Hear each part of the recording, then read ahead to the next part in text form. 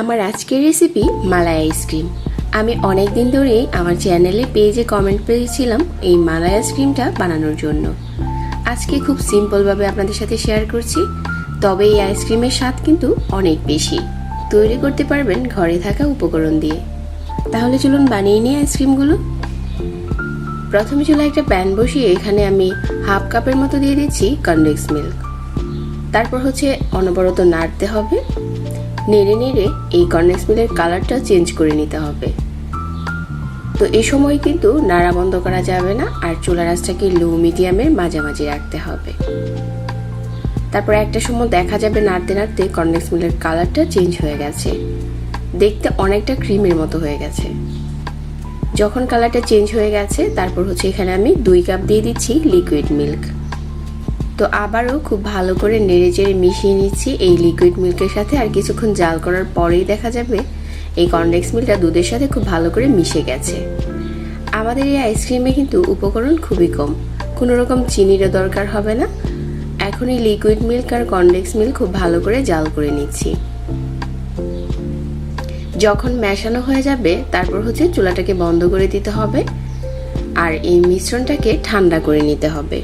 তো আমি এখন খুব ভালো করে ঠান্ডা করে নিয়েছি, আর ঠান্ডা করার পর দেখতে অনেকটা ঘন হয়ে গেছে। এখানে আমি 2 চামচ দিয়ে দিচ্ছি মিষ্টি দই। এটা আমার ঘরে পাতা দই, এর উপরে একটা ভিডিও আমার পেজে দেওয়া আছে, কেউ চাইলে দেখে নিতে পারেন। তারপর দইটা দিয়ে খুব ভালো করে মিশিয়ে নিয়েছি। তো আমাদের আইসক্রিমের মিশ্রণ এখন রেডি হয়ে গেছে, আর অনেকটা ঘন হয়ে গেছে। আমি এখানে নিয়েছি আইসক্রিমের মল, আপনারা যে কোনো মলে এই আইসক্রিমটা জমাতে পারেন। তো ঢালার সুবিধার জন্য একটা কাপে ঢেলে নিচ্ছি। তারপর আইসক্রিমের মলগুলোতে দিয়ে দিচ্ছি। তো আমি আজকে যে পরিমাণ আইসক্রিমের মিশ্রণ বানিয়েছি এটা দিয়ে আমার 2 মল আইসক্রিম হয়ে যাবে। তারপর একটা ফয়েল পেপার দিয়ে খুব ভালো করে ঢেকে দিচ্ছি।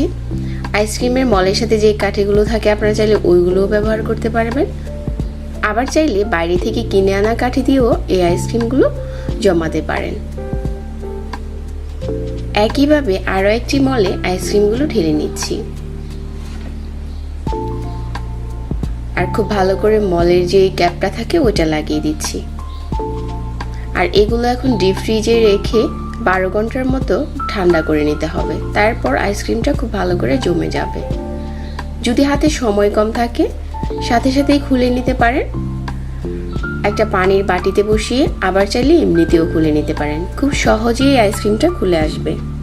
তো আমাদের মালাই আইসক্রিম এখন তৈরি হয়ে গেছে। এই আইসক্রিমটা খেতে কিন্তু অনেক মজার, তবে এখন যদি কথা বলতে থাকি আইসক্রিম শুধু গলতেই থাকবে।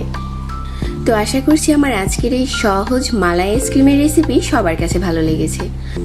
এতক্ষণ ধরে ভিডিওটি দেখার জন্য ধন্যবাদ জানাচ্ছি। সেই সাথে বিদায় নিচ্ছি। আল্লাহ হাফেজ।